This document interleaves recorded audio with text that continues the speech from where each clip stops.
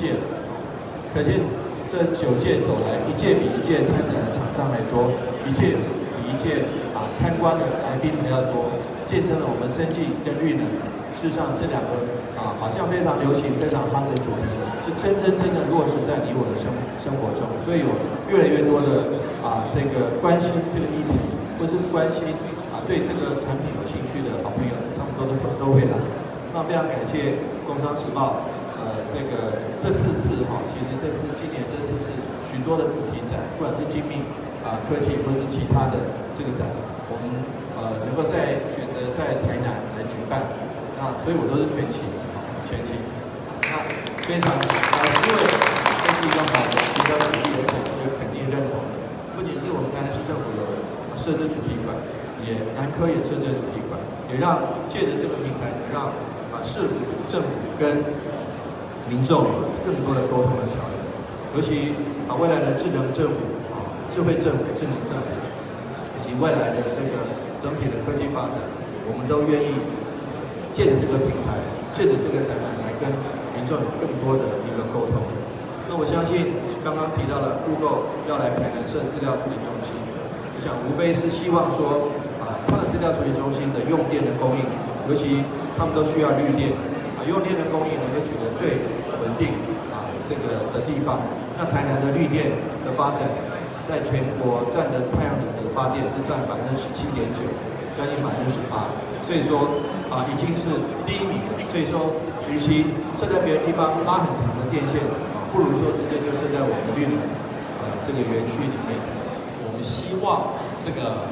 把这个展做了一个很好的一个绿能生技的一个会展平台，让更多的一个厂商跟民众来了解台湾的一个绿能跟生技的一个发展。那在这一次的一个展览的时候，各位看到有台南市政府的主题馆，有南部科学园区的主题馆，还有生技产业联盟，还有经济部能源局的一个主题馆。我想内容是非常的丰富。同此以外，我们还有180家厂商，430个摊位，展出一个最新的一个绿能跟生技的一个产业的一个产品。最难能可贵的是，我们有6个国家，有美国、法国等等的6个国家，14个摊位来参与这次的一个国际展。那这样的一个摊位跟国家也是我们办9年以来最大的一次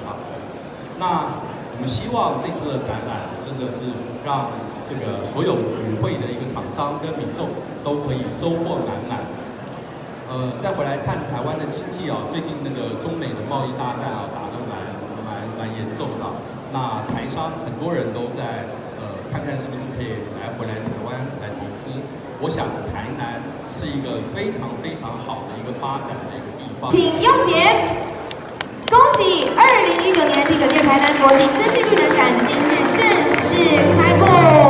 接下来今天展期预祝展览人潮不断，嘉宾如潮。就开完这样，大家都看一下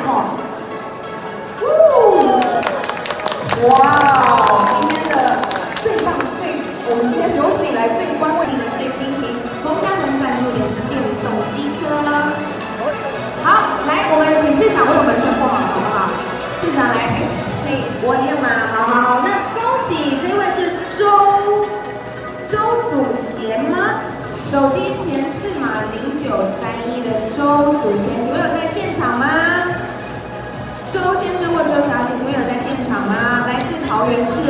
从桃园市特别来到现场。因为接受我们的辅导之后，也去拿到马来西亚、泰国、